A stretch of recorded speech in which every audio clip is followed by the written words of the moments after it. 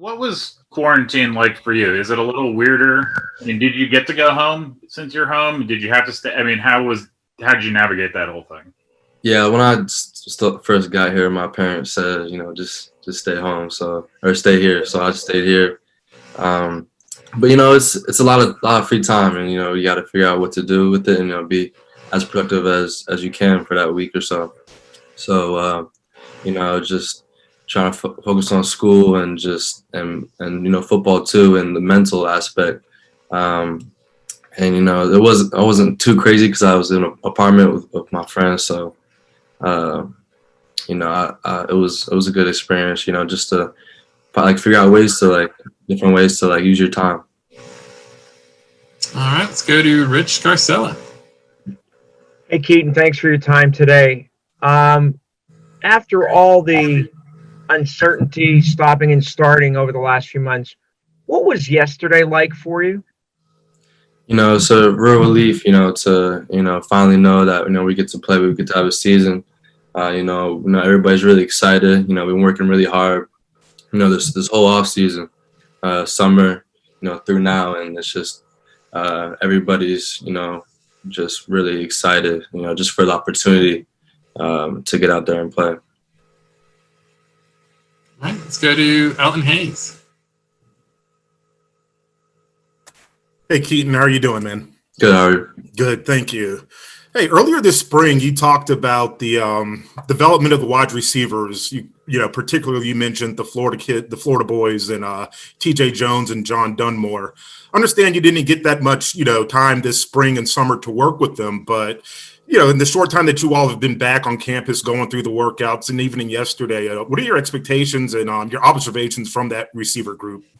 Yeah, and that whole group, they're just continuing to grow every day in practice. You can tell they're getting a lot of confidence, and they're really starting to play well together and play well as a unit. And they just continue to grow and grow every day. And I'm really excited to see what they can do across the board. And I think the sky's the limit for those guys, and it's been work. They work really hard, and it's starting to pay off. So I'm really excited for them.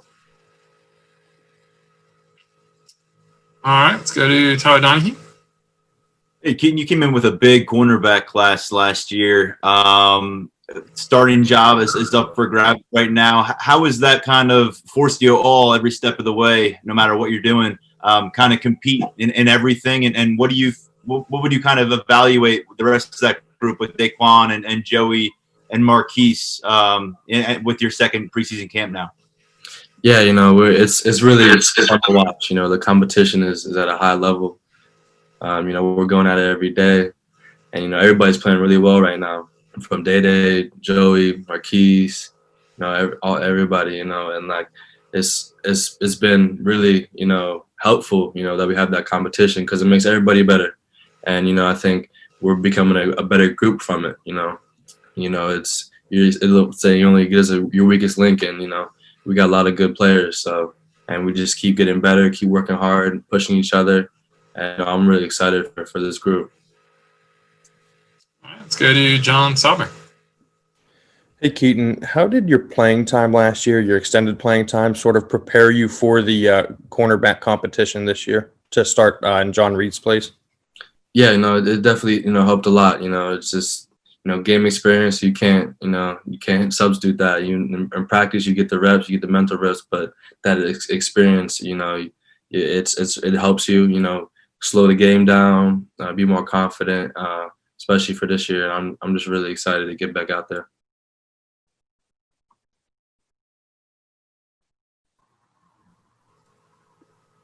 Let's go to Joe Giuliano. Good morning, Keaton. Thanks for doing this today. I just wonder what it was like, all the waiting and uncertainty whether there was going to be a season. How did you keep yourself from going stir crazy, and who your teammates did you rely on to kind of talk this out, and finally, what was the reaction once you got back, knew there was going to be a season again? Yeah, there's a lot of, like I said, there's a lot of uncertainty, and just with the group of guys, especially like the corners, it was just work every day, you're gonna you'd be playing soon, so it just add up the days, whether there's going to be a couple months till we play, whether it's going to be 1 month till we play. Just keep adding up those days, working hard, and everything will fall into place if we do that. And I think as a group, collectively as a team, we did a great job of having a great mindset. Just keep working hard, and some things you can't control, but you can control how hard you work and the time you put in. I think as a team we've done very well, and we're really we've been practicing hard, and obviously now since we're getting to play, I think we've very prepared for the season moving forward. All right. Rich Carcella? Keaton, how would you describe Marquis Wilson's personality, and how would you compare his to yours? Yeah, I can't even, I don't know how to explain it. He's a ball hawk. His confidence level is through the roof, and obviously I have confidence too, but he likes to express it, and that's kind of where we differ. He's a certain swag that not a lot of players have, and that's unique to him, and it's hard to emulate. And he just has that it factor, where he'll find the ball, and he'll make the plays, and he'll tell you about it. He has a great attitude, has a great mentality in the game. All right. Elton Hayes? Hey, Keaton, last year we're losing a guy this year in like John Reed in terms of just leadership and production. The cornerback room's kind of at a void there. What are some things you kind of picked up from him last year in terms of preparation, his work ethic? And are you in contact with him? And, if so, what are some things that you all kind of talk about in preparing for this upcoming season? Yeah, he's a great resource. And, obviously we keep in touch with him. And, just some things of preparation. The biggest thing that I learned from him is film study. And, that's a huge part of it, the mental side of the game. And, if you can prepare yourself mentally, everything comes easily on the field physically. So that's one thing I really learned from him. And, just even talking to him and his success in the league right now, just his consistency, coaches have said he prepares like a vet, he's playing like a vet, things like that. And that's just that's just him. That's John Reed. And, you try and emulate that kind of stuff and learn from him. And, he gives you the in and outs and tips that, you wouldn't really think about that, he's just learning too. And, just trying to be a sponge with him because he's just a great resource for us. All right. Let's see. Ben Jones. There you go. Keaton, we heard from Noah Kane said that he didn't always like Journey because they have kind of different personalities and they were getting to know each other. And he was like, man, I'm not quite like you. What is the timeline sort of like to getting to know the guys in your room and sort of becoming more comfortable with them or, becoming better friends with them? Because everyone just assumes you're teammates and then, that must mean that you're best friends. But that takes a little bit of time. What is that sort of process like? Yeah, definitely. You have, different characters, different personalities, in the room. And, it takes a little bit to mesh together. But I think the amount of time we spend together, it doesn't take very long to get to know, your position group and even beyond that. So, this team, what's special about this team is really like a family atmosphere. I see a lot of those guys as my brothers and, so that's, one thing that, it's funny you said that, even though we're all different and, we might clash sometimes, we're all brothers at the end of the day. And, we're all trying to reach a common goal and, it brings people together. All right, let's go to David Becker.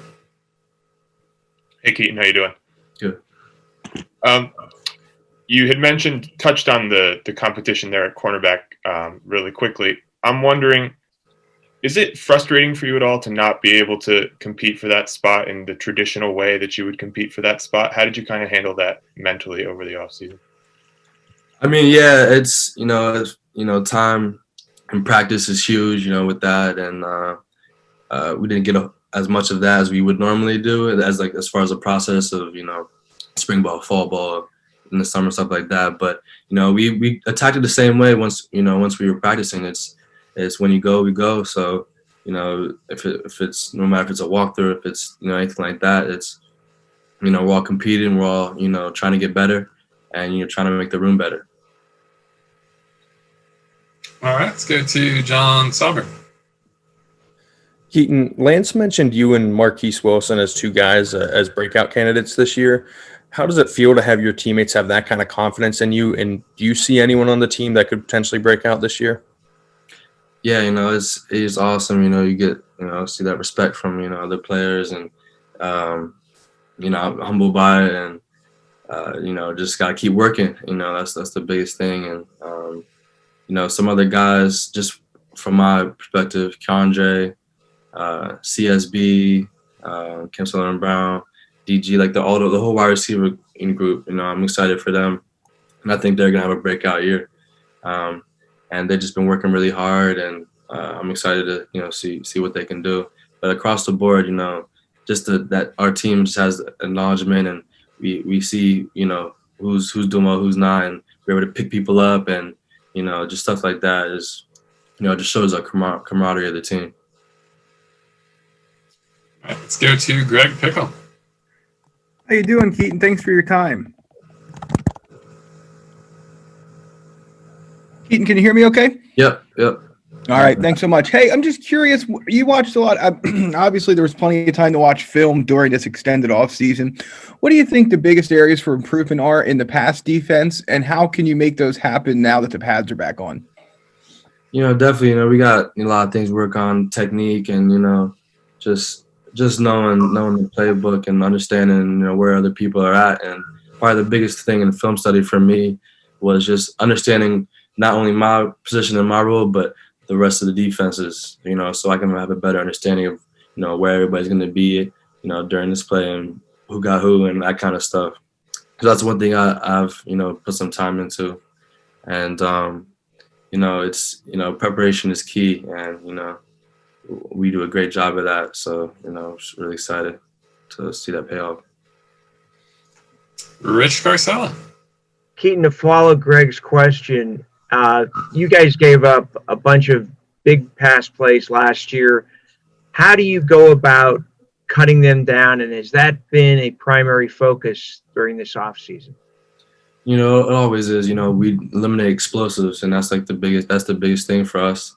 And we were working really hard, and that's just everybody coming together, the whole defensive unit, and trying to reach a common goal, and from the D-line to the back seven. So we just been working really hard, and just looking at film, seeing what we need to do, and correcting it, and moving forward, and trying not to make the same mistake twice. All right, just if people didn't see, Greg sent the reminder out. We got about 9 minutes left in this session if anyone needs to visit anyone else. But without further ado, we'll go to Elton Hayes. Hey, Keaton, this spring and summer were different in a number of ways. You had the pandemic, a lot of the social justice issues going on. Coach Franklin spoke out about it. Several players, there were marches downtown, kind of gave college athletes a voice, or at least it helped them recognize that voice and just the influence they had. What does that mean to you? And knowing that you're part of something that can reach so many people, to share your different viewpoints and maybe kind of get people to see a different perspective on things, as a college athlete with so much stuff going on right now, what do you hope to do with that microphone, I guess you could say, and the message that you hope to spread in your teammates? Yeah, it's important to understand, the impact we have in our community, and that kind of stuff. Our voice is very powerful, and to be able to use that. And Coach Franklin's done an amazing job, talking with us and working out things, whether if it's like different logos or if it's stuff like that, or videos he sent out, statements he sent out. He's done a great job communicating with us and helping us, do things, whether it's with voting or stuff like that throughout the team. And we just have to use use our platform to spread. It's a lot of the stuff is already out there, but we just got to keep going until change, and we see change, and see stuff going in a positive direction. And Coach Franklin, like I said, he's a great advocate for us, and wants us to use our voice. And I think we'll be able to make some serious change because of that this season for sure. Let's go to Evan Patrick. Hey, Keaton. I wanted to ask you about Jaquan Brisker, and specifically what has his impact been on the program since he got here, and what do you expect from him this upcoming season? Yeah, he's a dog. He's a playmaker. He's getting smarter and smarter, and he finds his way to the ball, and he's able to make a lot of great plays. And I'm just really excited for him. This year, in practice we've all been balling, so I'm just really excited to see what he does. And he's just a great player, and he's been a great leader too as well, and he's been very vocal, which is important. All right, let's go to Dustin Hawkinsmith. Thanks, Mark. One of the big questions, Keaton, that a lot of people seem to have is just you guys in defending the pass, because there were some issues there in the second half of last year. To what extent do you maybe take that question or that criticism as a personal challenge? And have you guys been doing anything different this camp as opposed to last camp, practice-wise, scheme-wise, technique-wise, to try to get better in that area? Yeah, we take all that stuff personally, and you have to, and we've just been working really hard, just on everything, technique, down the field stuff, just everything that we saw were some weaknesses, and just taking it personally, and getting better. Never make the same mistake twice. Just keep building each day of practice, and just get better. And if we get better every day, which we have been, that stuff will fall in place, and the work we put in, you'll see the results. So, all right, let's go to Tyler Donahue. Keaton, you won't have Micah Parsons on the field with you guys this fall, but what kind of impression did he make on this roster, on the defense that you guys will carry into the 2020 season? And personally, through your first year on campus, what did you take away from watching him in his All-American campaign? Yeah, obviously, it's gonna suck not having him, but it's next man up mentality, and just him as a playmaker, and we have a bunch of those on the team now, so it's next man up, and I'm just really excited. The defense is really pumped this year. I've been working really hard, and obviously it's a loss, but next man up. And we gonna take the mentality we've always had on defense, and just keep working, and then ball out when the time comes. All right, let's go to John Sauber. Hey, Keaton, do you feel extra motivation to be at the forefront of the conversations around social injustice because this is your hometown and you sort of understand the dynamics of conversations around race in central Pennsylvania better than most guys do? Yeah, there's people I asked me questions about, what was it like, growing up around here. So I kind of give that perspective for people who are coming out of state and, don't really, haven't been here and don't really know. And yeah, this is my hometown, so I'm trying to make it the best place it can be. And so if I have that platform, I like to use it. All right. Do we have any more questions? I think we've got time for maybe one or two more. All right. We'll go to, so I don't know your full name, our flound. It's Bob. Sorry, Mark. There we go. Duh. Sorry about it. No, it's my bad. It's bad initializing on my part.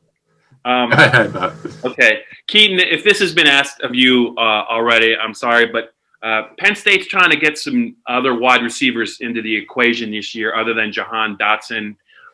You've been around all the guys. If you had to pick one or two guys maybe that are poised to take a big step forward, and why? Who would they be this year as far as wideouts? I definitely, I think the whole group, is getting better every day. Daniel George, he's continued to improve, and he's really playing well. CSB, even a young guy, Keandre, he's playing with a lot of heart right now, and being a freshman, he's been playing really well. And just the whole room, TJ Jones, everybody's been, getting better and better each day. We've been really competing in practice and, going back and forth. And, I'm excited to see those guys, do their thing this season. And, I'm excited for them because I can tell all the work they've been putting in has been paying off. Elton Hayes? Hey, Keaton, this is kind of piggybacking off of Tyler's question earlier when he talked about losing a guy like Micah Parsons, who brought a lot of energy, a lot of intensity, and leadership in those short 2 years that he was with the program. Who are some guys on defense you kind of see, either linebacker or outside of his position group, that might kind of step back up and take that role of just spark plug energizer guy?